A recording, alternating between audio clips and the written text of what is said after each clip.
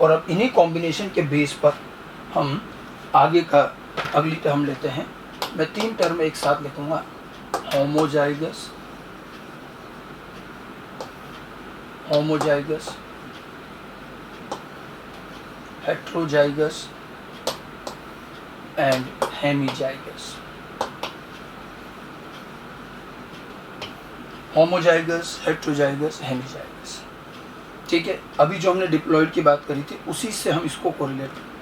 ये तीनों टर्म ध्यान रखिएगा, for diploid organism only. Haploid में आपको ये कोई टर्म यूज नहीं करनी है, वहाँ सिंगल अलील होता है। डिप्लॉयड में जब 2 अलील होते हैं तब आपके पास ये कॉम्बिनेशन बनी। पहले हम इन 2 की बात करते हैं, होमोजाइगस। होमोजाइगस का मीनिंग क्या है? Homozygous means presence of similar alleles, presence of similar alleles of a character,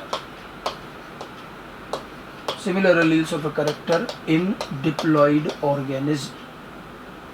diploid organism में similar allele of a character, तो ये ध्यान रखना, सिमिलर अलील और ऑर्गेनिज्म कैसा? डिप्लॉइड। जैसे for example capital T, small T, this is called homozygous condition. Heterozygous, heterozygous presence of dissimilar alleles,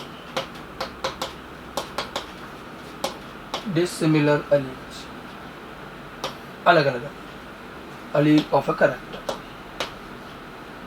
dissimilar allele of a character in a diploid organism, जैसे capital T, small T.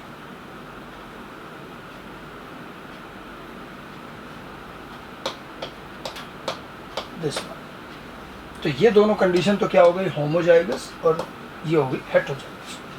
Homozygous, heterozygous 2 बहुत common term है, बार बार use होंगी।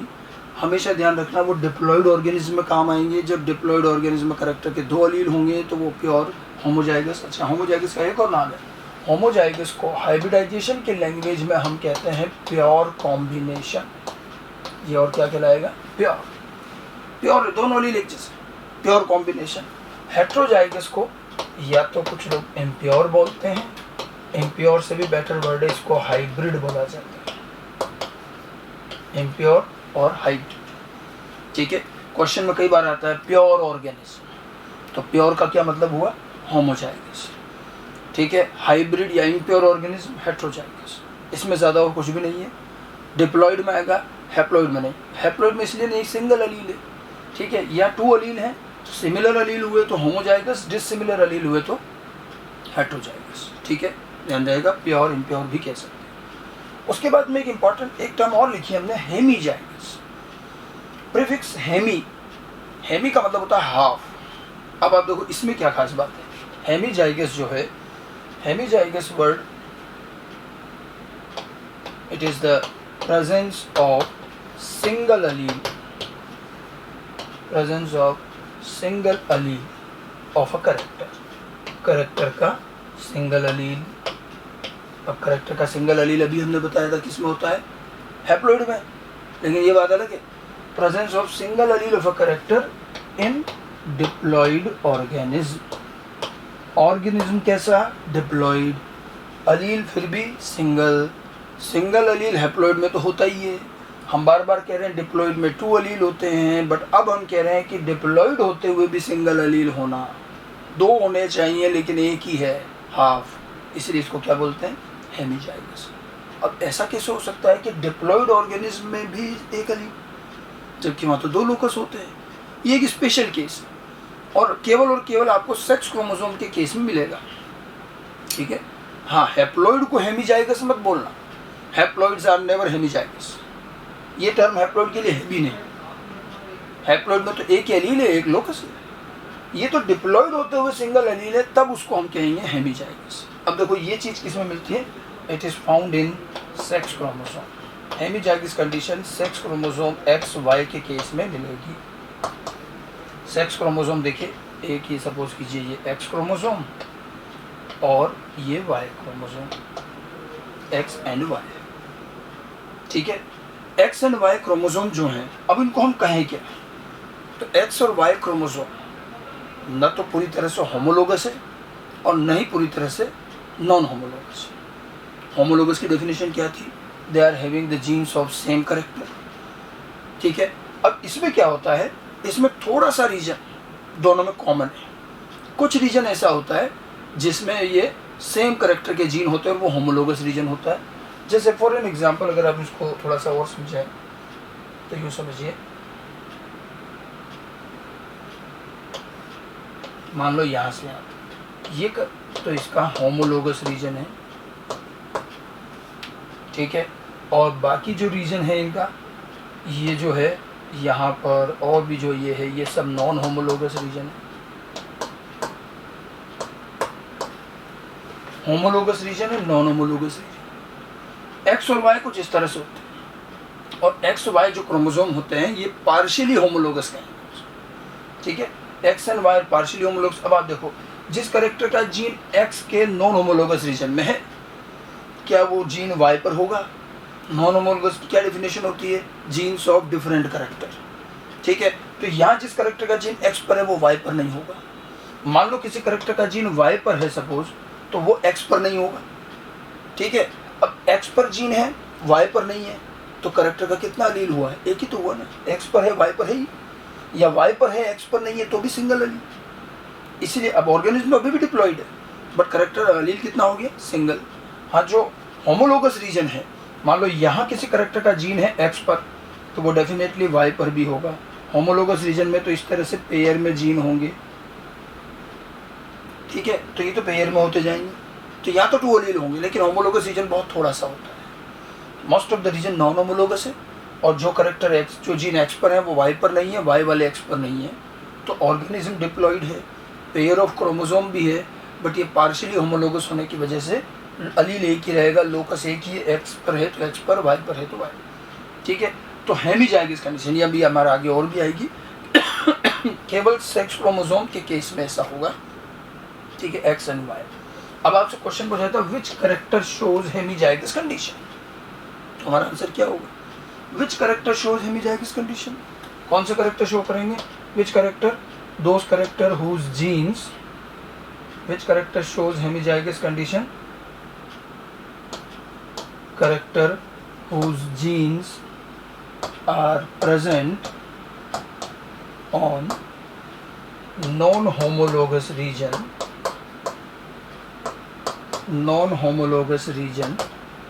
of X and Y chromosome.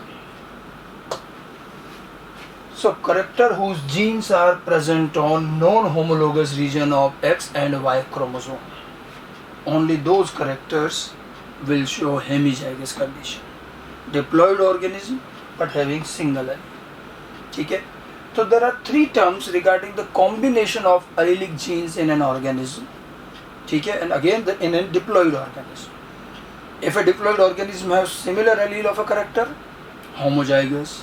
If a diploid organism have dissimilar alleles of a character, heterozygous. And if a diploid organism have single allele of a character, then it is hemizygous. Okay?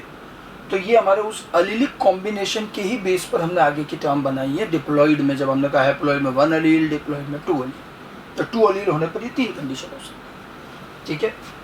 Next आगे देखते हैं हम कुछ और terms, कुछ और simple terms में use कर रहा हूँ, ये आपने आगे पढ़ी भी होंगी लोअर क्लासेस में। फिनोटाइप, काफ़ी यूज़ होने वाली ये टर्म्स हैं। Genotype and phenocopy, phenotype, genotype and phenocopy, ठीक है। ये तीनों टर्म देखिए, फिनोटाइप, जीनोटाइप, फिनोकॉपी। सबसे पहले बात करते हैं फिनोटाइप की। फिनोज एक ग्रीक वर्ड है जिसका मीनिंग होता है अपीयरेंस। जब भी हम एक करेक्टर को एक ऑर्गेनिज्म में ऑब्जर्व करते हैं, तो मैंने आपको बहुत शुरू में कहा था कि जेनेटिकल करेक्टर बाहर से अपीयर भी होते हैं मॉर्फोलॉजिकली, और कई बार नहीं भी होते, इंटरनली भी रहते हैं। तो any appearance of a character उसको कहेंगे फिनोटाइप। वैसे तो फिनोज का मतलब एक्सटर्नल अपीयरेंस होता है, इसकी एग्जैक्ट डेफिनेशन तो क्या होती है? Phenotype external appearance,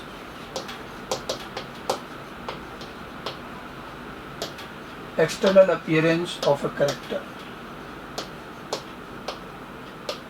in an organism organism character का एक्सटर्नल अपीयरेंस उसका फेनोटाइप है। जैसे फॉर एग्जांपल अगर मैं कहता हूँ कि ऑर्गेनिज्म टॉल है या ऑर्गेनिज्म ड्वार्फ है, तो ये जो टॉल एंड ड्वार्फ है ये उसके क्या हुए, फेनोटाइप, टॉल ड्वार्फ। तो जब हम उसको टॉल ड्वार्फ ऑब्जर्व कर रहे हैं तो दिस ऑब्जर्वेशन इज फेनोटाइप। अब आइडियली देखिए डेफिनेशन तो उसके एक्सटर्नल अपीयरेंस को लेकर ही थी, बट आजकल हम फेनोटाइप को थोड़ा और आगे एक्सटेंड करते हैं। And now we have some internal phenotype. हमारी बॉडी में कई जेनेटिकल कैरेक्टर इंटरनली रहते हैं, बाहर से नहीं दिखते, तब भी हम उनके लिए फेनोटाइप वर्ड यूज करते हैं, वो इंटरनल फेनोटाइप। मतलब एक बड़ी सिंपल सी बात करें तो एक जीन के एक्सप्रेशन से जो अपीयरेंस आया, चाहे वो एक्सटर्नली विजिबल हुआ हो चाहे वो इंटरनली रहा हो, वो क्या कहलाएगा, फेनोटाइप। ओके, अब बात करते हैं जीनोटाइप की। Genotype is the genetic constitution,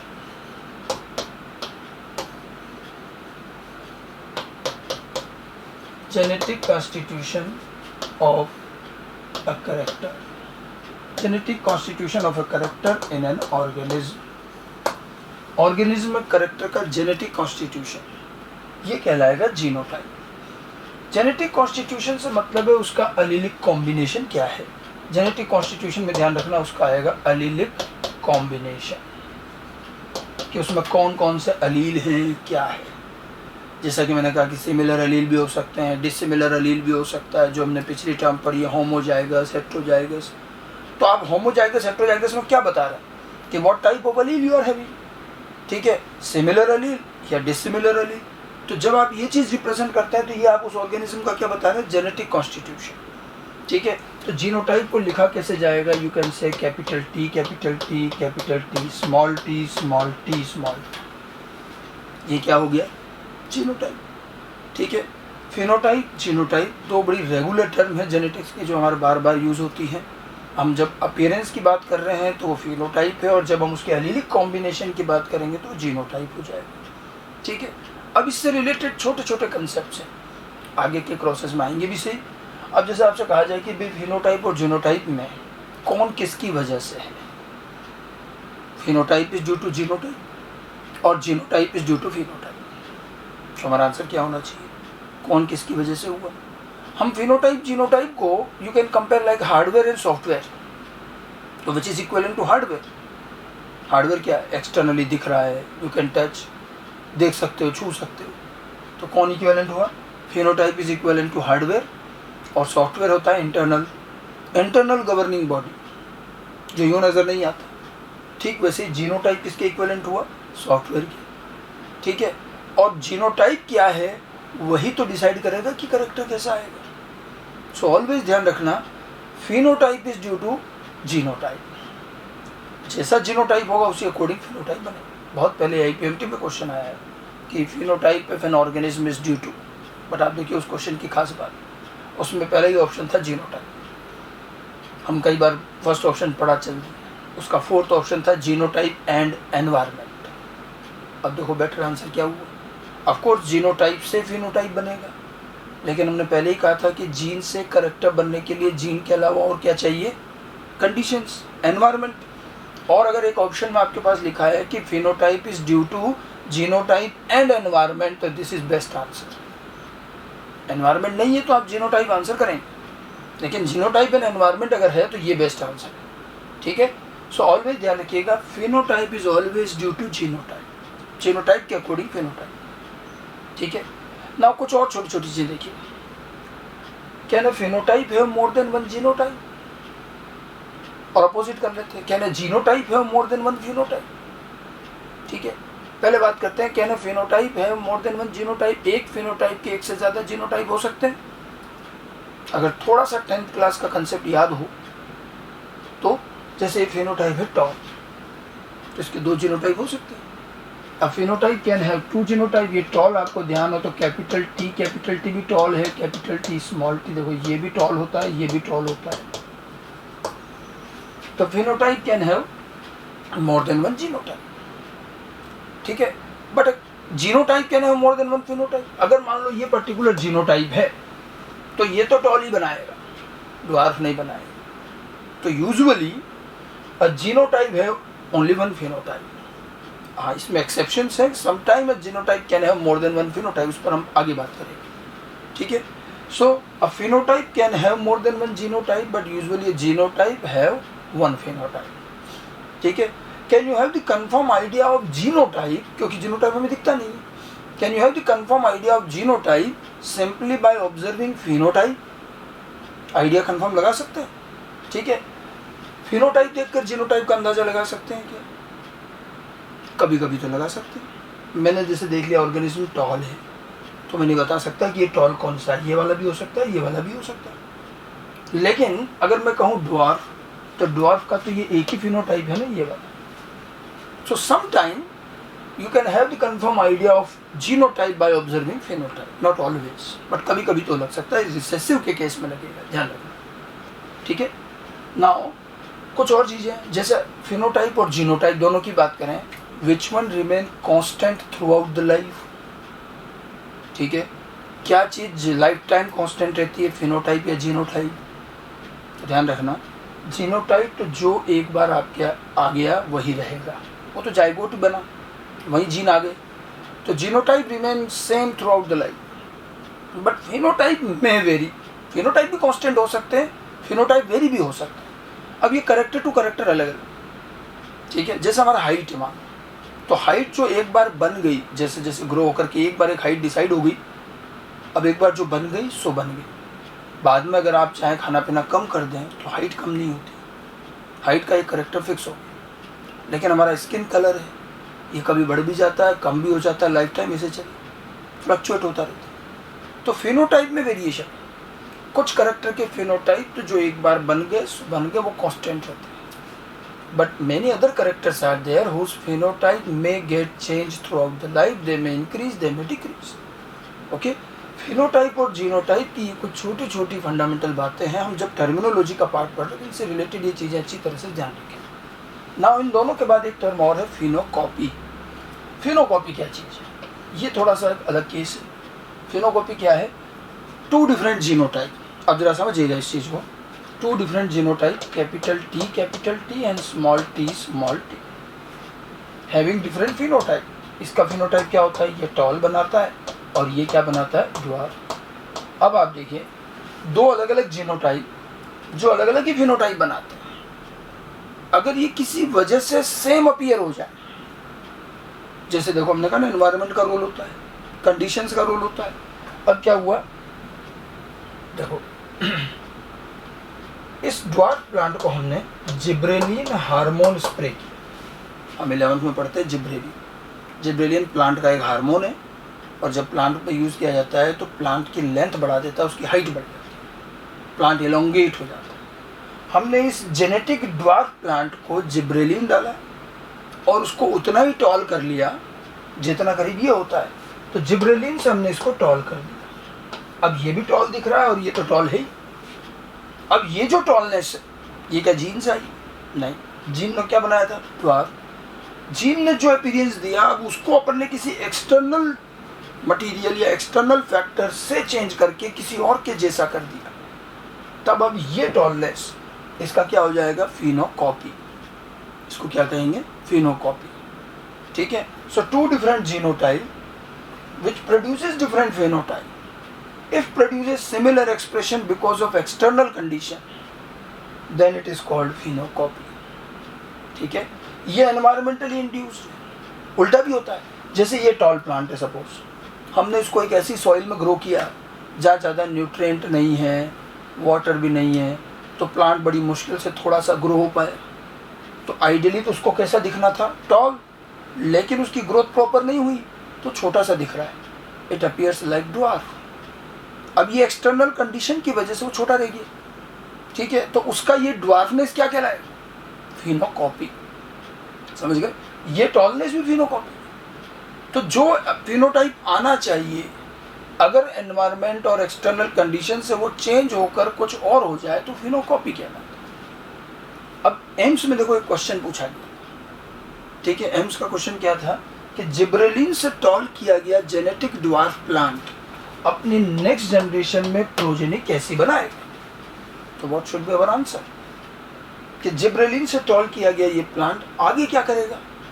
तो ये ध्यान रखना, ये जो हार्मोन से हमने टॉल किया है ये सोमेटिक वेरिएशन बताया था, और ये सोमेटिकली वो टॉल हो गया, लेकिन उसके जीन में चेंज नहीं आया। जीन तो अभी भी उसके पास क्या है, स्मॉल टी। ठीक है, तो ये तो अपने नेक्स्ट प्रोजेनी तो कैसे बनाएगा, ड्वार्फ ही बनाएगा, नेक्स्ट प्रोजेनी ड्वार्फ ही बनाएगा। ठीक है, और जिब्रेलिन से टॉल किया गया ये प्लांट केवल अपनी एक जनरेशन तक टॉल रहे, आगे वापस ये फिर ड्वार्फ ही बनाएगा। ठीक है, तो फिनोटाइप जीनोटाइप तो कॉमन वर्ड है। फिनोकॉपी जो है ये एक स्पेशल कंडीशन है जिसमें हम एनवायरमेंटल कंडीशन के बेस पर किसी का एक्सप्रेशन चेंज करते हैं, बट ये एक जनरेशन तक रहेगा, ये आगे इनहेरिट नहीं होगा। Two different genotype which produces different phenotype, if produces similar expression because of external condition, it is called phenocopy. तो ये हमारी 3 टर्म हुई, फिनोटाइप, जीनोटाइप, फिनोकॉपी। इनका रिलेशन ध्यान रखिएगा। आगे बढ़ते हैं, सम मोर टर्म्स। नेक्स्ट अगली 2 टर्म में एक साथ ले रहा हूँ, dominant and recessive. Dominant recessive, genetical terminology में इन दोनों वर्ड का काफ़ी इंपॉर्टेंस है और ये भी बार बार हमारी यूज़ होंगी। तो हम ज़रा समझें कि डोमिनेंट क्या है, रिसेसिव क्या है। अब थोड़ा वापस बैक चलते हैं, हमने करेक्टर पर बात की थी कि करेक्टर के डिफरेंट फॉर्म होते हैं, ट्रेट। ये जो टर्मिनोलॉजी है मेंडल के टाइम से चली आ रही है। मेंडल ने भी जब देखा कि मान लो जैसे उन्होंने पी प्लांट स्टडी किया था तो हाइट में उनके पास 2 फॉर्म थे, tall and dwarf. Then he realize कि एक करेक्टर के जो डिफरेंट ट्रेट या डिफरेंट फॉर्म हैं ये सेम लेवल के नहीं, and he realize that any one of the form of a character is dominant while another one is recessive. और तब से लेकर उसके बाद भी हम आज तक भी ये चीज़ देखते हैं कि कोई भी जेनेटिकल करेक्टर होता है, जब उसमें एक से ज़्यादा फॉर्म होते हैं तो अक्सर उसमें से कोई एक फॉर्म डोमिनेंट तो दूसरा फॉर्म रिसेसिव कहा जाता है। मतलब दोनों फॉर्म एक ही लेवल के नहीं है, ये कंपैरिजन है, करेक्टर के 2 फॉर्म के बीच का कंपैरिजन है, कौन डोमिनेंट कौन रिसेसिव। बट एक बहुत अच्छी चीज़ ध्यान रखना, ये डोमिनेंट रिसेसिव जो कंसेप्ट है ये पूरा का पूरा कंपैरिजन है और कुछ नहीं। It's a simple comparison. और कंपैरिजन कब होता है, जब हमारे पास एक से ज़्यादा ऑप्शन होते हैं। मैंने आपको कहा था कि शुरुआत से ओरिजिनली अगर हम देखें तो एक करेक्टर का एक ही फॉर्म था, एक ही एलील, एक ही जीन था, और जब तक वो एक रहा ना वो कभी डोमिनेंट कहा जाता था ना कभी रिसेसिव कहा जाता था। ठीक है, अब 1 से 2 हो गए, एक के बाद दूसरा कैसे आया, हमने कहा था कि भाई नए एलील जो बने म्यूटेशन से बने। ओरिजिनल में म्यूटेशन हुआ, एक नया बन गया। ओरिजिनल टॉल था, फिर उसमें म्यूटेशन हुआ, ड्वार्फ बन गया। ठीक है, तो जैसे ही दूसरा आया और 2 यूनिट होते ही कंपैरिजन स्टार्ट हुआ, कौन ज़्यादा अच्छा है कौन कम अच्छा है। जो ज़्यादा बेटर है हमने उसको डोमिनेंट कह दिया, जो कम अच्छा है उसको हमने रिसेसिव किया। तो ये कंपैरिजन कब आया, ये कंपैरिजन तब आया जब एक से ज़्यादा फॉर्म हुई। तो ध्यान रखना, ओरिजिनली ये चीज़ें नहीं थी। शुरू में करेक्टर का एक ही फॉर्म, एक ही अलील, ओरिजिनल अलील था, तो वो एक तरह से ना उसको हम डोमिनेंट कहते थे ना रिसेसिव। अच्छा बुरा डोमिनेंट रिसेसिव ये कंपैरिजन एक से ज़्यादा यूनिट होने पर आएगा। वैसे आज आपके मैक्सिमम करेक्टर हमारे या बाकी ऑर्गेनिज्म के एक से ज़्यादा फॉर्म होता ही होता है, तो ये अक्सर चीज़ आती है, ये कंपैरिजन है। जैसे मान लो कि नहीं, पेरेंट्स का जब एक ही चाइल्ड होता है, पहला चाइल्ड जो होता है तो वो अच्छा ही होता है हमेशा। आप में से भी देखिएगा जो बड़े भाई या बड़े बहन हैं, फर्स्ट चाइल्ड जो होता है, ठीक है, वो अच्छा ही होता है। अब उसमें कमियां कब दिखती, जब दूसरा पैदा होता है। As soon as the parents have the second child, अब कंपैरिजन शुरू। तो कभी बड़ा वाला अच्छा तो कभी छोटा वाला अच्छा। तो कंपैरिजन कब आएगा, जब एक से ज़्यादा यूनिट होगी। तो हमारी ये जो टर्मिनोलॉजी है, ये टर्मिनोलॉजी तभी आएगी जब हम एक से ज़्यादा फॉर्म की बात करें। मोस्ट ऑफ द करेक्टर में आजकल एक से ज़्यादा फॉर्म होते ही, ठीक है। अब पहचाने कैसे, मेंडल ने एक आसान तरीका दिया। आइडेंटिफाई करने का तरीका आपको 10th क्लास में बताया जाता है कि कौन सा एलील डोमिनेंट है, कौन सा फॉर्म डोमिनेंट है। तो सबसे बढ़िया तरीका है दोनों को एक साथ रख लो। मान लो जैसे हाइट में एक टॉल का फॉर्म है और एक ड्वार्फ का फॉर्म है, तो एक टॉल का एलील एक ड्वार्फ का एलील है। हमें पहचानना इसमें कौन बेटर है, कौन डोमिनेंट है। देखो सिंपल सी बात है, जो बेटर है, जो ज़्यादा अच्छा है, वो डोमिनेंट कहा जाए। अब ये जानने के लिए क्या करें, हम इन दोनों को एक साथ रख लें, एक एलील टॉल का ले लें, एक ड्वार्फ का ले लें। और जैसे एक एलील टॉल का और एक एलील ड्वार्फ का लिया, तो ये कंडीशन क्या कहलाए, अभी हमने इससे पहले पढ़ा था, हेट्रोजाइगस। तो ध्यान रखना ये हेट्रोजाइगस कंडीशन है। और दोनों एलील एक एक रख लो, और अब देखो कि ऑर्गेनिज्म क्या बना। अगर ऑर्गेनिज्म ऐसे में टॉल दिख रहा है, तो इसका मतलब टॉल वाला एलील ड्वार्फ वाले एलील की प्रेजेंस के बावजूद भी ऑर्गेनिज्म को टॉल बना देता है। तो डोमिनेंट कौन हुआ, टॉल। ठीक है, तो जो एलील दूसरे की प्रेजेंस में भी अपना एक्सप्रेशन शो करेगा वो डोमिनेंट होगा। तो कंक्लूजन ये है कि जो हेट्रोजाइगस कंडीशन है हमारी, ये आपको एक बार को पहचानने में हेल्प करेगी कि कौन डोमिनेंट है, कौन रिसेसिव। बड़ी सिंपल सी डेफिनेशन दे देते हैं कि the form which appears in heterozygous will be dominant and which will appears only in homozygous will be recessive। लेकिन ये कंसेप्ट नहीं, ये आइडेंटिफिकेशन, जो हेट्रोजाइगस में अपीयर होगा वो तो होमोजाइगस में तो होगा ही होगा। तो इसका हम इनको रिकॉग्नाइज करने का एक तरीका रहता है, डोमिनेंट कौन सा हुआ, डोमिनेंट फॉर्म या डोमिनेंट एलील कौन सा हुआ, which appears in both homozygous and heterozygous condition। जो होमोजाइगस एंड हेट्रोजाइगस दोनों कंडीशन में अपीयर होगा वो तो हो जाएगा dominant and recessive, which appears only in homozygous condition। जो सिर्फ होमोजाइगस कंडीशन में अपीयर होगा दैट इज कॉल्ड रिसेसिव। ठीक है, तो डोमिनेंट, होमोजाइगस, हेट्रोजाइगस। अब मतलब होमोजाइगस में तो दोनों ही बातें आ रही है। So actually which condition decides dominance? This condition is heterozygous। जो हेट्रोजाइगस में अपीयर होता है वो डोमिनेंट है। लेकिन ये रिकॉग्नाइजेशन है, एनसीईआरटी में हमें पेज नंबर 76 और 77 पर 2 पैराग्राफ में डोमिनेंस का कंसेप्ट समझाया है, और ये चीज़ आपको भी ध्यान रखनी है। ठीक है, अब एनसीईआरटी कहती है कि डोमिनेंस को कैसे डिसाइड करना है, कैसे होता है, ये तो रिकॉग्नाइजेशन है। तो एक तो बेसिक तो ये ध्यान रखना है कि कौन डोमिनेंट पता करने का तरीका है, बट आखिर डोमिनेंस है क्या, क्यों कोई एक एलील डोमिनेंट तो दूसरा रिसेसिव हो क्यों गया, ये चीज़ आपको समझ में आएगी जीन के एक्सप्रेशन से, मतलब जीन की वर्किंग वही एक्सप्रेशन, और म्यूटेशन से। ये 2 चीज़ें हमें एक्सप्लेन करती है what is dominant, what is recessive. अब मेरी बात ध्यान से सुनिएगा, फिर उसके बाद आप एनसीईआरटी को पैराग्राफ पढ़ोगे तो समझ में आएगा, बड़ा इंपॉर्टेंट पार्ट है। ठीक है, जैसे मैंने आपको कहा था कि हर कैरेक्टर का जो ओरिजिनल फॉर्म होता है वो एक ही था, एक एलील, एक जीन था, एक ही फॉर्म था। और ये जितने ओरिजिनल फॉर्म होते हैं सब फंक्शनल होते हैं। एक फंक्शनल जीन समझ रहे हैं क्या है? फंक्शनल जीन कौन सा है? जो जीन एक्सप्रेस करता है, मतलब जीन आरएनए बनाएगा, एक्सप्रेशन याद है मैंने कहा था, ट्रांसक्रिप्शन से आरएनए बने, ट्रांसलेशन से प्रोटीन बने। तो जो जीन एक्सप्रेशन करता है, आरएनए और प्रोटीन और एंजाइम बनाता है और उसके काम करने से कैरेक्टर बनता है, वर्क करने वाला फंक्शनल एलील यूजुअली डोमिनेंट होता है। अब आप देखिए, जब हम ओरिजिनल की बात कर रहे हैं तो ओरिजिनल वाला तो डेफिनेटली क्या होगा, फंक्शनल। शुरू में कोई नॉन फंक्शनल लेके पैदा थोड़ी होगा। तो जितने आप देखिए आज भी जितने कैरेक्टर हैं और उनकी चाहे कितने ही फॉर्म हो, हर कैरेक्टर का एक फॉर्म आज भी ओरिजिनल है, और वो ओरिजिनल फॉर्म तो आज तक है हमारे पास। और ये जो ओरिजिनल फॉर्म होते हैं सब फंक्शनल होते हैं, ये आरएनए प्रोटीन बनाते हैं और उससे कैरेक्टर बनता है। ठीक है, and most of these original forms are called dominant form. जो काम करता है, जो फंक्शनल है, वो यूजुअली डोमिनेंट होता है, यूजुअली कहना। ठीक है, एनसीईआरटी यहाँ पर एक वर्ड यूज करती है, अनमोडिफाइड। अब जो ओरिजिनल है, जो शुरू से है वैसा का वैसा आज तक है, उसमें कोई चेंज नहीं हुआ, तो उसको क्या बोलेंगे, अनमोडिफाइड। तो unmodified alleles are always functional, ये हमेशा फंक्शनल होते हैं, और ये फंक्शनल होते हैं और most of the time, maximum time ये सब डोमिनेंट होते हैं। अब होता क्या है, ये तो शुरुआत थी।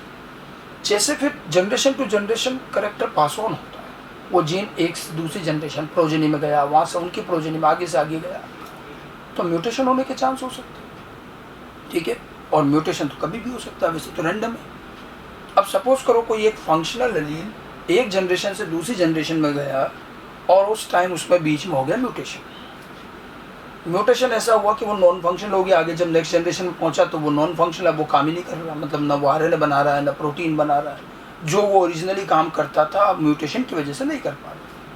जैसे कि एग्जाम्पल से समझिए, पी प्लांट का एग्जाम्पल लेते हैं। हाइट में टॉलनेस जो है उसका ओरिजिनल फॉर्म है कैपिटल टी जो हम कहते हैं।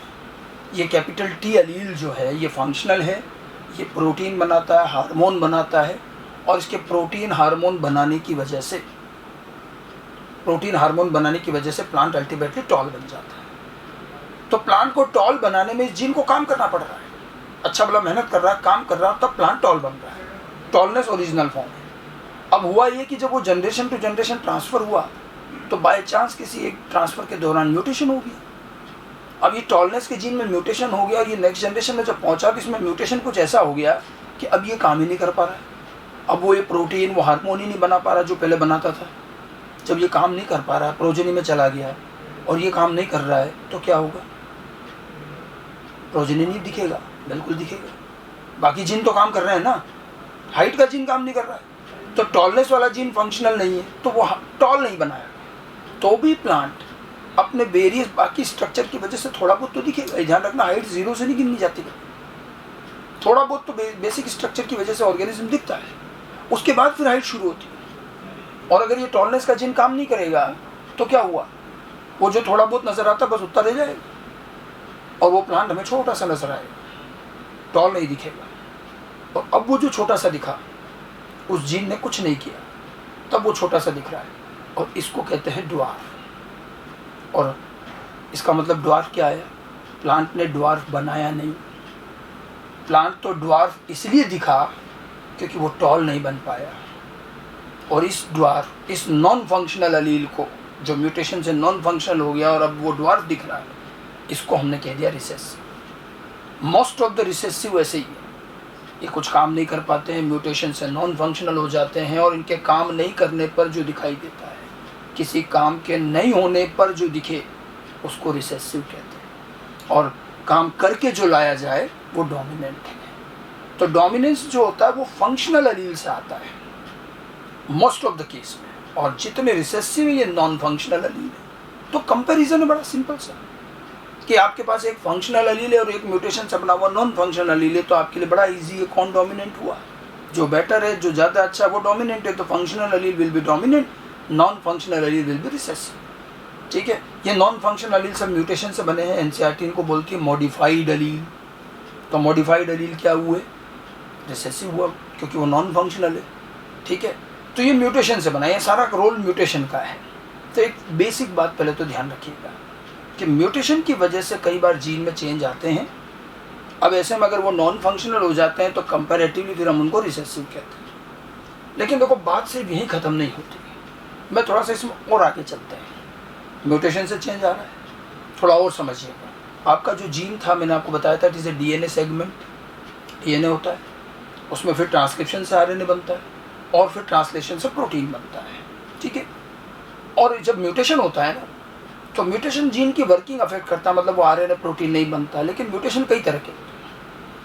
कुछ म्यूटेशन ऐसे होते हैं जो डीएनए में होते हैं, ठीक है, थोड़ा वो चेंज भी आता है डीएनए में, लेकिन प्रोटीन में चेंज नहीं आता। अब ये चीज़ क्या आप अगले चैप्टर में समझ पाएँ, मॉलिक्यूलर बेसिस ऑफ इनहेरिटेंस। हमारे जीन में, डीएनए में अगर आपने थोड़ा बहुत पढ़ा हो तो न्यूक्लियोटाइड होते हैं और उससे 3 न्यूक्लियोटाइड का कोड बनता है। ठीक है, और 64 कोड होते हैं और उन कोड से फिर अमीनो एसिड कोड होते हैं और अमीनो एसिड के सीक्वेंस को पॉलीपेप्टाइड और प्रोटीन कहते हैं। कौन से कोड से कौन सा अमीनो एसिड आता है ये फिक्स है, लेकिन अमीनो एसिड हमें केवल 20 चाहिए होते हैं पूरे प्रोटीन बनाने में, कोड लेकिन 64 होते हैं। तो एक एक अमीनो एसिड के एक से ज़्यादा कोड भी होते हैं। ये सब चीज़ें आगे की हैं, थोड़ा अभी इसको सुन लें। तो क्या होता है, कई बार जीन में जब म्यूटेशन होता है ना, कोड चेंज होता है। म्यूटेशन होने का मतलब कोड, न्यूक्लियोटाइड चेंज होता है। अब कभी कभी ऐसा होता है कोड चेंज होने के बाद भी, क्योंकि अमीनो एसिड तो कम है और एक एक अमीनो एसिड के एक से ज़्यादा कोड है, तो म्यूटेशन हुआ, कोड चेंज हुआ, बट अमीनो एसिड चेंज नहीं हुआ। मान लो एक अमीनो एसिड के 2 कोड थे, जो पहला था उसमें म्यूटेशन होकर दूसरा आ गया और वो भी वही अमीनो एसिड ला रहा है जो पहले वाला ला रहा था, तो क्या प्रोटीन में चेंज आएगा? नहीं। मैं आपको म्यूटेशन के थोड़े से आगे पार्ट बता रहा हूँ कि आपका ओरिजिनल अलील है, हमने एक तो कहा कि उसमें म्यूटेशन हुआ और वो नॉन फंक्शनल हो गया तो हमने उसको रिसेसिव किया। बट कभी कभी क्या, बहुत बार ऐसा होगा कि जीन में म्यूटेशन होगा लेकिन प्रोटीन चेंज नहीं होगा। प्रोटीन चेंज नहीं होगा तो करैक्टर भी चेंज नहीं होगा। ठीक है, आपको तो इस म्यूटेशन का पता भी नहीं चलेगा, क्योंकि हमें पता कब चलता है? हमें कोई जीन थोड़ी दिखता है, हमें तो करैक्टर दिखता है।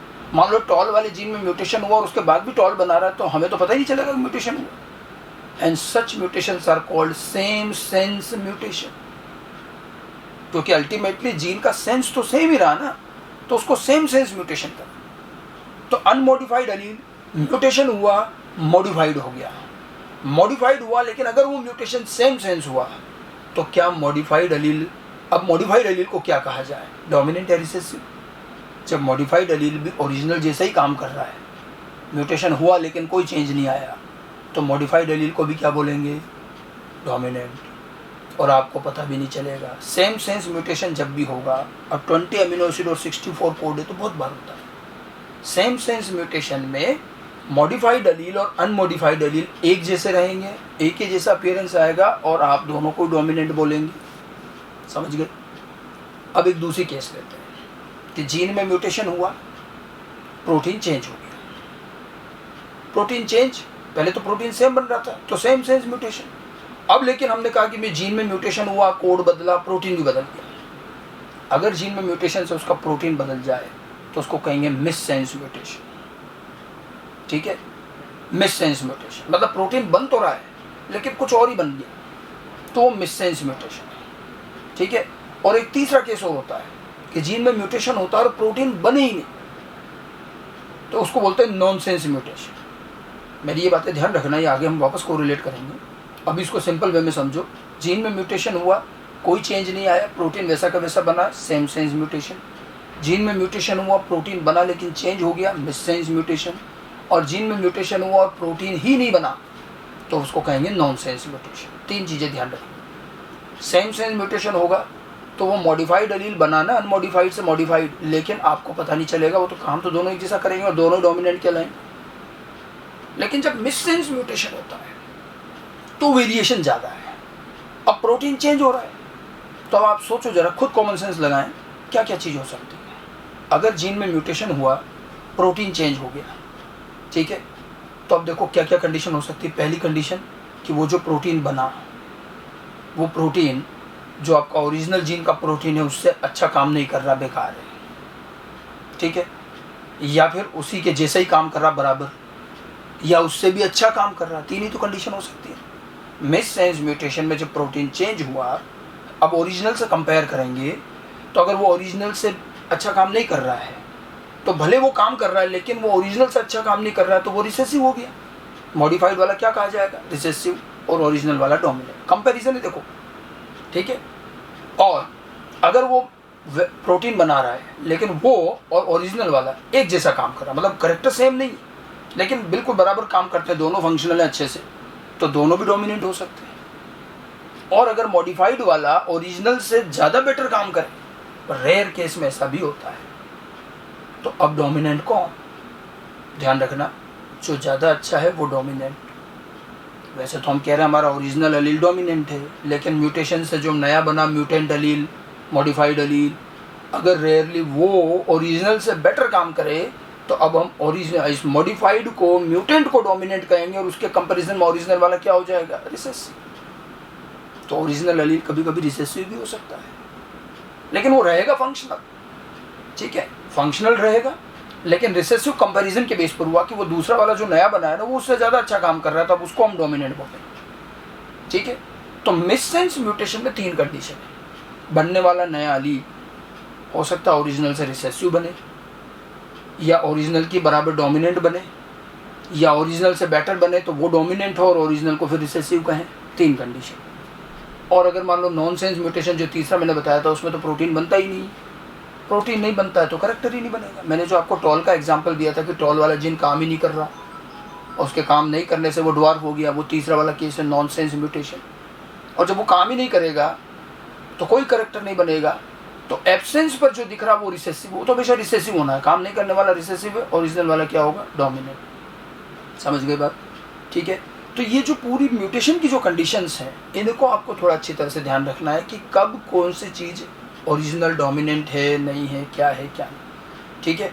मैं ये चीज़ एनसीईआरटी ने भी हमें 2 पैराग्राफ में समझा रखी है। एनसीईआरटी के पैराग्राफ समझने से पहले हम ज़रा इस डोमिनेंट और रिसेसिव का पूरा एक कंपैरिजन प्रॉपर मैंने जो भी चीज़ें बताई है उसको ज़रा हम समझते हैं, ठीक है। नेक्स्ट जो है इस चीज़ का डोमिनेंट और रिसेसिव, देखिए मैंने आपको क्या कहा था, एक ओरिजिनल अलील है,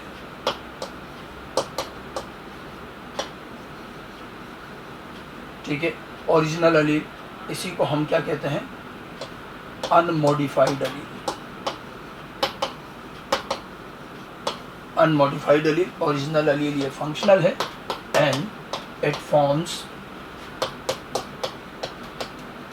नॉर्मल एंजाइम, ये नॉर्मल एंजाइम बनाता है and thus it forms original phenotype, ये ओरिजिनल फिनोटाइप बनाता है और यही ओरिजिनल फिनोटाइप हमारा क्या रहता है, डोमिनेंट फिनोटाइप। तो ये तो हमारा ओरिजिनल अलील हो गया, फंक्शनल है, लेकिन इसमें हुआ म्यूटेशन। म्यूटेशन हुआ, म्यूटेशन से ये जो ओरिजिनल अनमॉडिफाइड है, नाउ इट बिकम मॉडिफाइड। अब ये मॉडिफाइड अलील या म्यूटेंट अलील कहा जाएगा, मॉडिफाइड और म्यूटेंट अलील, ठीक है। लेकिन मैंने आपको म्यूटेशन की अलग अलग कंडीशंस बताई हैं, ठीक है। अलग अलग कंडीशंस देखिए, इसकी कंडीशन क्या क्या हो सकती है। ओरिजिनल अलील में म्यूटेशन हुआ, म्यूटेंट अलील बना और हम देख रहे हैं उसके बाद भी it forms normal enzyme, mutation के बाद भी ये नॉर्मल एंजाइम बना रहा है, ठीक है। हो सकता है दूसरी कंडीशन क्या हो, it forms less efficient enzyme, less efficient enzyme हो सकता है। एक और कंडीशन हो सकती है, it forms non functional enzyme, non functional enzyme, और it may forms no enzyme at all. देखिए 4 कंडीशन होगी, बिल्कुल वैसा का वैसा ही एंजाइम बना दे, थोड़ा सा कम एफिशिएंट बनाए, बिल्कुल नॉन फंक्शनल बना दे, और या फिर कोई एंजाइम नहीं बनाए, ठीक है। अब हम इसमें देखें कहाँ कहाँ क्या चेंज आएगा। अगर ये नॉर्मल एंजाइम बनाता है तो ये तो वही ओरिजिनल फिनोटाइप बनाएगा, तो इसको भी क्या बोलेंगे, डोमिनेंट। अगर ये नॉन फंक्शनल एंजाइम या कोई एंजाइम नहीं बनाएगा, तो एक बात तो तय है कि इस केस में ओरिजिनल फिनोटाइप अपीयर होगा क्या, ओरिजिनल फिनोटाइप नहीं आएगा, original phenotype will not appear. अब यहाँ ओरिजिनल नहीं आएगा क्योंकि तो काम ही नहीं कर रहा, नॉन फंक्शनल है या बना ही नहीं प्रोटीन, तो यहाँ ओरिजिनल फिनोटाइप नहीं आएगा। ओरिजिनल नहीं आने पर अब जो दिखाई देगा उसी फॉर्म को हम कहेंगे रिसेसिव, रिसेसिव फॉर्म अपीयर्स, ठीक है, यह रिसेसिव फॉर्म आएगा, ठीक है। तो जितने बेसिक कंडीशंस थी, अब बच गया लेस एफिशिएंट। लेस एफिशिएंट का मैटर थोड़ा सा अलग है। लेस एफिशिएंट में एंजाइम बनता है, ओरिजिनल से ये थोड़ा सा एफिशिएंट कम है, तो अब यहाँ 2 कंडीशन है। कभी कभी क्या होता है, ये ज़्यादा फर्क नहीं होता है तो ये भी जैसे तैसे ओरिजिनल फिनोटाइप बना देता है। थोड़ा लेस एफिशिएंट के बावजूद भी कभी कभी ये ओरिजिनल ला देता है। एक्चुअली ये करेक्टर पर डिपेंड करेगा, कुछ करेक्टर ऐसे होते हैं जिसमें थोड़ा बहुत लेस एफिशिएंट बनने के बावजूद भी समहाउ करेक्टर आ जाता है। अगर वो ओरिजिनल करेक्टर बना देता है तो फिर इस लेस एफिशिएंट वाले को भी हम क्या करेंगे, डोमिनेंट मानेंगे। और अगर ये नहीं बना पाता ओरिजिनल तो फिर इसको क्या बोलेंगे, रिसेसिव। लेस एफिशिएंट वाला दोनों तरफ जा सकता है, बहुत ज़्यादा लेस एफिशिएंट नहीं है और ओरिजिनल फिनोटाइप बना देता है तो फिर इसको भी डोमिनेंट बोलेंगे। और अगर ये नहीं बना पाता ओरिजिनल फिनोटाइप तो इसको क्या कहेंगे, रिसेसिव, ठीक है। ये जो पूरा कंपैरिजन है ये हमें एनसीईआरटी में भी दिया। अब आप देखो इसमें म्यूटेशन कहाँ कहाँ कौन सा हुआ। जैसे अगर हम बात करें सबसे पहले कि ये नॉर्मल एंजाइम, तो ये कौन सा म्यूटेशन हुआ, ये म्यूटेशन कौन सा हुआ? Same sense mutation. जब नॉर्मल एंजाइम जो मॉडिफाइड एलील नॉर्मल एंजाइम बना रहा है, ओरिजिनल के जैसे काम कर रहा है, तो वो क्या होगा? Same sense mutation. ठीक है। दूसरी चीज़ अगर देखी जाए,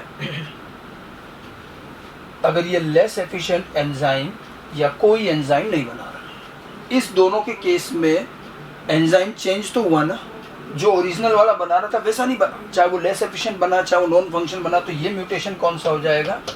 इसको कहेंगे मिस सेंस म्यूटेशन। ये मिस सेंस म्यूटेशन हुआ। और तीसरा, अगर एंजाइम ही नहीं बने तो क्या हो जाएगा? ये वाला मैंने क्या बताया था, ये नॉन सेंस म्यूटेशन। ठीक है। इसमें आप देखो, ये तो खैर ओरिजिनल कंडीशन हो गई, हमारा रियल फेनोटाइप तो यही बनाता है। अब म्यूटेशन होने के बाद क्या क्या होगा और कब वो डोमिनेंट कब वो रिसेसिव, हम वो चीज़ समझ रहे हैं। कैसे रिसेसिव बनते हैं, कैसे डोमिनेंट रहते हैं। म्यूटेशन हुआ, म्यूटेंट एलील बना, मॉडिफाइड एलील बना। अब ये जो है, अगर इनमें सेम सेंस म्यूटेशन होगा तब तो ये नॉर्मल एंजाइम ही बनाएगा और ये भी डोमिनेंट कहलाएगा। बहुत सारे ऐसे भी होते हैं। मिस सेंस म्यूटेशन हुआ तो नॉर्मल एंजाइम से हट के कुछ बनेगा। ठीक है। लेस एफिशिएंट बन सकता है, वो हो सकता है वो डोमिनेंट हो सकता है, रिसेसिव डिपेंड करेगा वो ओरिजिनल बना पा रहा है कि नहीं। नॉन फंक्शनल एंजाइम तो ओरिजिनल बना ही नहीं पाएगा, जब वो फंक्शनल ही नहीं है तो वो तो ओरिजिनल नहीं बनाएगा। तो ओरिजिनल के नहीं बनने पर जो दिखेगा वो क्या कहलाएगा? रिसेसिव। और अगर एंजाइम ही नहीं बन रहा, नॉनसेंस म्यूटेशन, तो फिर ये भी रिसेसिव। अब इसमें ध्यान रखना, हमने एक चीज़ छोड़ दी।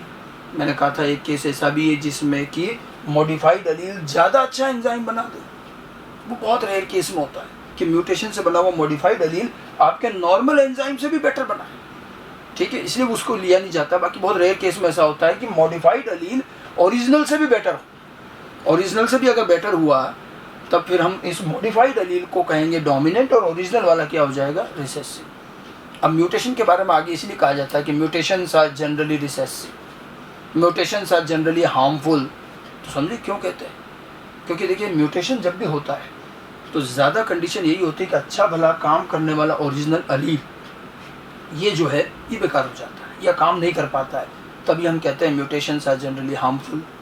और ज़्यादातर केस में म्यूटेशन से रिसेसिव फॉर्म बनते हैं, इसलिए mutations are generally recessive. But generally कहते हैं some time mutations are dominant. कभी कभी म्यूटेशन अच्छा भी होता है और ओरिजिनल से बढ़िया हो सकता है, एंड सम टाइम म्यूटेशंस में बी यूजफुल ऑल्सो। ठीक है। तो डोमिनेंट और रिसेसिव किसी भी जीन को क्या कहेंगे? ये कंपैरिजन है, हम ओरिजिनल से कंपेयर करेंगे। ठीक है। ओरिजिनल से बेटर है तो फिर हम ओरिजिनल को भी रिसेसिव कह सकते हैं। तो इस तरह से छोटी छोटी चीज़ें ध्यान रखनी है। ठीक है। अब बहुत सारे छोटे छोटे स्टेटमेंट आते हैं, जैसे सीधा सीधा कहा जाए unmodified alleles are always recessive, unmodified alleles are always dominant. तो हमारा ये स्टेटमेंट सही होगा, ट्रू और false. Original unmodified alleles are always dominant, right, क्योंकि कभी कभी मॉडिफाइड एलील भी डोमिनेंट हो सकता है। ठीक है। और modified allele mutant alleles are always recessive, तो ये भी गलत है, ऑलवेज नहीं आना चाहिए, क्योंकि रेयर केस में मॉडिफाइड एलील अच्छे भी होते हैं। ठीक है। Dominant alleles are always functional. अब सुनिएगा, dominant alleles are always functional, सही या गलत? बिल्कुल सही, क्योंकि ऐसा तो कोई भी नहीं हो सकता कि जो फंक्शनल नहीं हो डोमिनेंट हो जाए। Original alleles are dominant alleles are always functional, बिल्कुल सही है, correct. Functional alleles are always dominant, अब ये ट्रू होगा या false? Functional alleles are always dominant, ये फॉल्स है, ऑलवेज नहीं आना चाहिए। Functional allele most of the time dominant होते हैं, बट कभी कभी कोई एलील काम करते हुए भी रिसेसिव हो सकता है। वो कैसे?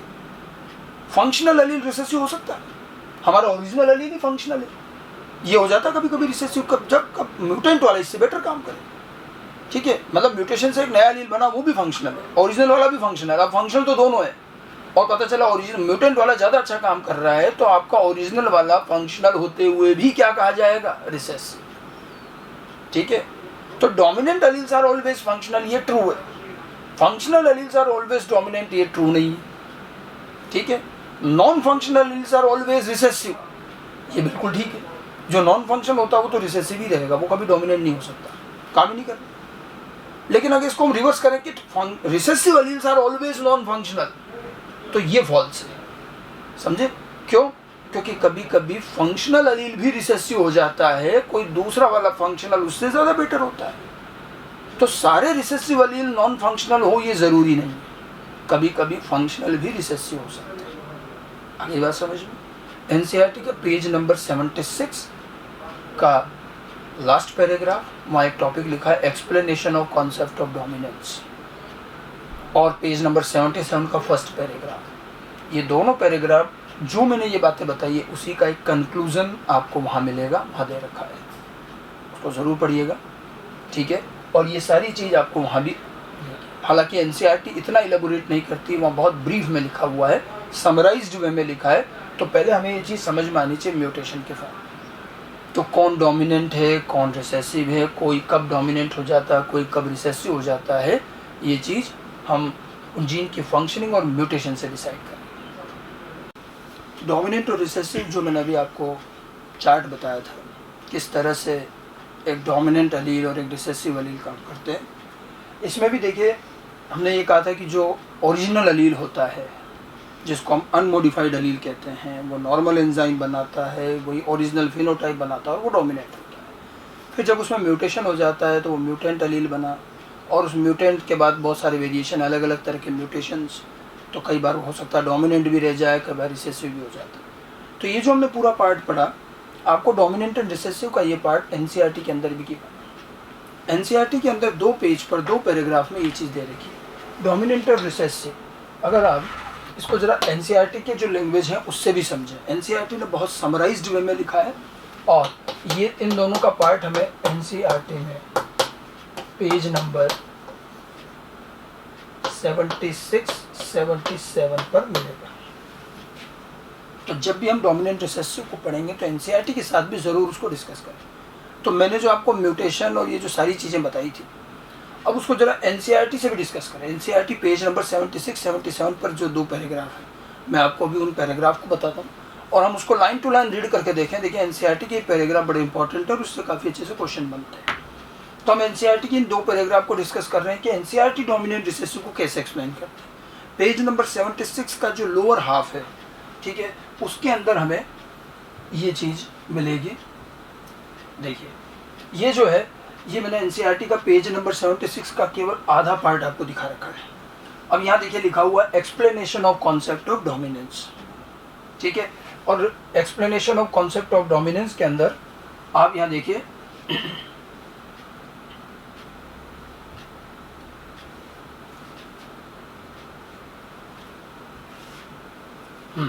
यहाँ देखिए जरा हम इसको रीड करें, क्या लिखा है, What exactly is dominance। अब ये डोमिनेंस समझा रहा, एनसीईआरटी के लैंग्वेज में आपको पढ़ के बता रहा हूँ कि क्यों जो हमने डोमिनेंट रिसेसिव समझा था उसको जरा यहाँ हम अप्लाई करते हैं। What exactly dominance is, देखा है, Why are some alleles are dominant and some are recessive। Dominance क्या है, कोई अलील डोमिनेंस क्यों है, कोई रिसेसिव क्यों है, ठीक है। To tackle these question we must understand what a gene does. अब ये चीज़ समझने के लिए हमें ये समझना पड़ेगा कि एक जीन काम क्या करता है। Every gene, as you know by now, contains the information to express a particular trait। Her gene में इंफॉर्मेशन है जिससे एक पर्टिकुलर करेक्टर, एक ट्रेट बनता है, ठीक है। In a diploid organism there are 2 copies of each gene. Diploid में मैंने आपको बताया था कितने जीन, कितने अलील हैं, 2 जीन है, वो अलील है। That is as a pair of allele, 2 होते हैं, पेयर ऑफ अलील होता है। Now these 2 alleles need not always be identical as in heterozygote. Diploid में जो 2 अलील हैं वो हमेशा आइडेंटिकली या सेम हो ज़रूरी नहीं। किस में नहीं होते, हेट्रोजाइगस। हेट्रोजाइगस में नहीं होते, दोनों अलग अलग होते, डिसिमिलर होते हैं, ठीक है। As in heterozygous one of them may be different due to some changes. एक जो है दूसरे से डिफरेंट होगा और उसमें कुछ चेंज हुआ। ये चेंज कौन से थे, म्यूटेशन। डायरेक्ट नहीं लिखा, यहाँ लिखा देखो, some changes that it has undergone about which you will read further on in the next chapter। ये बात कर रहा है म्यूटेशन की, कि एक जो है दूसरे से उसमें कोई चेंज हो गया, चेंज हुआ मतलब म्यूटेशन हुआ, जिसके बारे में एनसीईआरटी के लिए आप इसको अगले चैप्टर में पढ़ेंगे, ठीक है। विच मॉडिफाई, चेंजेस से हुआ क्या, देखिए, it has undergone some changes which modifies the information that a particular allele contain, ठीक है, कि ये पर्टिकुलर अलील जो है इस इंफॉर्मेशन को मॉडिफाई कर देता है। तो चेंज हुआ तो अलील मॉडिफाई हो गया, ठीक है। नाउ एक एग्जांपल लिया है, let us take an example of gene that contain the information of producing an enzyme. हम एक एग्जांपल लेते हैं एक जीन का जो एंजाइम प्रोड्यूस कर रहा है। मान लीजिए कोई जीन है जो एक एंजाइम प्रोड्यूस कर रहा है, ठीक है। Now there are 2 copies of this gene, इसके 2 अलील हैं, ठीक है। The 2 allele form 2 copies of this gene, the 2 allele form मतलब 2 कॉपी मतलब वही 2 जीन है। Let us assume as is more common that the normal enzyme produces normal enzyme, sorry, normal allele produces normal enzyme, ठीक है। 2 copy है, एक normal है मतलब अनमॉडिफाइड, वो नॉर्मल एंजाइम बना रहा है, दूसरा वाला मॉडिफाइड है, ठीक है। एंड ये कह रहा है कि normal allele produces normal enzyme that is needed for the transformation of a substrate S. देखिए एंजाइम क्या करता है, किसी सबस्ट्रेट को प्रोडक्ट में कन्वर्ट करेगा, यही मेटाबॉलिक रिएक्शन होती है और इसी से अल्टीमेटली जाके करेक्टर बनेंगे, ठीक है। तो अब देखो क्या कह रहा है, ये कह रहा है कि भाई हमारे पास एक जीन के 2 फॉर्म हैं, जिसमें से एक नॉर्मल या अनमॉडिफाइड है और एक मॉडिफाइड हो गया, चेंज हो गया। जो नॉर्मल वाला है वो नॉर्मल एंजाइम बना रहा है और नॉर्मल एंजाइम क्या कर रहा है, एक सबस्ट्रेट को, सबस्ट्रेट एस लिखा है, इसको वो प्रोडक्ट में कन्वर्ट कर रहा है, ये उसका नॉर्मल काम है, ठीक है। जब ये मॉडिफाई हो गया तो अब म्यूटेशन हुआ इसमें, तो चेंज आया। अब चेंज कुछ भी हो सकता है, देखो theoretically the modified allele could be responsible for the production of. अब जैसे म्यूटेशन हुआ वो मॉडिफाई हो गया, मॉडिफाई होने के बाद क्या होगा, मैंने आपको फ्लो चार्ट बना के दिखाया था कि मॉडिफिकेशन के बाद क्या क्या होगा। हमने वहाँ 4 चीज़ बताई थी कि मॉडिफाइड एलील मॉडिफिकेशन के बाद भी नॉर्मल एंजाइम बनाए, लेस एफिशिएंट एंजाइम बनाए, नॉन फंक्शनल एंजाइम बनाए या कोई एंजाइम नहीं बनाए। 4 कंडीशन थी। एनसीईआरटी ने इन 4 कंडीशन को 3 में लिख रखा है। देखिए responsible for the production of first normal oblique less efficient enzyme, दूसरा लिखा है नॉन फंक्शनल एंजाइम और तीसरा लिखा है नो एंजाइम एट ऑल। मतलब जो मॉडिफाइड एलील है या तो नॉर्मल एंजाइम बनाए, लेस एफिशिएंट बनाए, नॉन फंक्शनल बनाए या कुछ नहीं बनाए, ठीक है। अब एनसीईआरटी ने लेस एफिशिएंट पर ज़्यादा एम्फेसिस नहीं किया है। मैंने भी आपको बताया था कि लेस एफिशिएंट दोनों तरफ जा सकता है, लेस एफिशिएंट तब भी नॉर्मल बना सकता है और न भी बनाए, ठीक है। तो यहाँ पर भी वही चीज़ है, इसलिए इन्होंने साथ में लिख रखा है। अब देखिए ये तो केवल एक जनरल डिस्कशन है कि क्या चीज़ है। अब इन मॉडिफाइड एलील के इन चीज़ों से रिजल्ट क्या रहा, इसका आगे का जो कंक्लूजन है, हम अगला पेज देखते हैं। जो 76 पेज था, नेक्स्ट पेज जो है ये पेज नंबर 77, ठीक है। अब देखिए 77 पेज का ये फर्स्ट पैराग्राफ है, मैं उसी 76 के बाद आगे आ रहा हूँ। आगे देखो अब इन्होंने कंक्लूजन दिया है, इन the first case. First case कौन सा, वो जो 3 केस लिखे थे, पहला कौन सा लिखा है, normal and less efficient enzyme. In the first case the modified allele is equivalent to unmodified allele. First case में क्या कह रहा है, वो नॉर्मल एंजाइम बना रहा है और एनसीईआरटी ने चलो वहीं पर लेस एफिशिएंट भी लिख दिया। तो लेस एफिशिएंट तो कभी कभी और नॉर्मल एंजाइम तो हमेशा किसके जैसा रहेगा, अनमॉडिफाइड। पहले वाले केस में मॉडिफाइड एलील भी किसके जैसा है, अनमॉडिफाइड, क्योंकि नॉर्मल एंजाइम बना रहा है तो जैसा अनमॉडिफाइड काम कर रहा है वैसे ये भी काम करेगा, ठीक है। That is it will produce the same phenotype, ये भी वही करेक्टर बनाएगा जो आपका नॉर्मल वाला अनमॉडिफाइड बना रहा था, ठीक है। That is results in transformation of substrate S. हमने सबस्ट्रेट एस का एग्जांपल लिया था। अनमॉडिफाइड नॉर्मल वाला अगर सबस्ट्रेट को प्रोडक्ट में कन्वर्ट कर रहा है तो मॉडिफाइड एलील जो नॉर्मल एंजाइम बना रहा वो भी ये काम कर देगा। मैंने आपको पहला केस बताया था कि अगर नॉर्मल एंजाइम ही बनाए तो हमें पता भी नहीं चलेगा कि म्यूटेशन हुआ। हमने उस म्यूटेशन का क्या नाम दिया, उसको हमने कहा था सेम सेंस म्यूटेशन। तो ये जो हमारा इनिशियल 2 लाइन उन्होंने लिखी, ये किसकी हो गई, सेम सेंस म्यूटेशन की। और लिखा है देखो, such equivalent allele pair are very common. ऐसे नेचर में बहुत कॉमन एलील बनते हैं जो नॉर्मली बनाते हैं, क्योंकि ये थोड़ा सा आप आगे भी पढ़ोगे कि हमारे पास 20 अमीनो एसिड कोड करने होते हैं और 64 कोड होते हैं। इसलिए ऐसा कई बार हो सकता है कि म्यूटेशन हो, अनमॉडिफाइड से मॉडिफाइड एलील बने और वो मॉडिफाइड फिर भी ओरिजिनल के जैसे ही काम करे, नॉर्मल एंजाइम बनाए, और ऐसे खूब बनते हैं। They are very common in nature. तो ये तो हमारा पहला केस हो गया। आगे देखो क्या लिखा, but if the allele produces a non functional enzyme और नो एंजाइम। अब आप देखो इन्होंने बड़ी स्मार्टली लेस एफिशिएंट हटाई दिया, क्योंकि वो दोनों तरफ जाता है। अब ये कह रहा है कि अगर modified allele non functional enzyme बनाता है या कोई एंजाइम नहीं बनाता, ठीक है, ये नॉन फंक्शनल और नो एंजाइम, तो ऐसे केस में क्या होगा, द फिनोटाइप में बी अफेक्टेड। फिनोटाइप अफेक्ट हो जाए। अफेक्ट होने का मतलब है चेंज होगा। अब वो चेंज कुछ भी हो सकता है, पर जो ओरिजिनली बन रहा था वो नहीं बनेगा।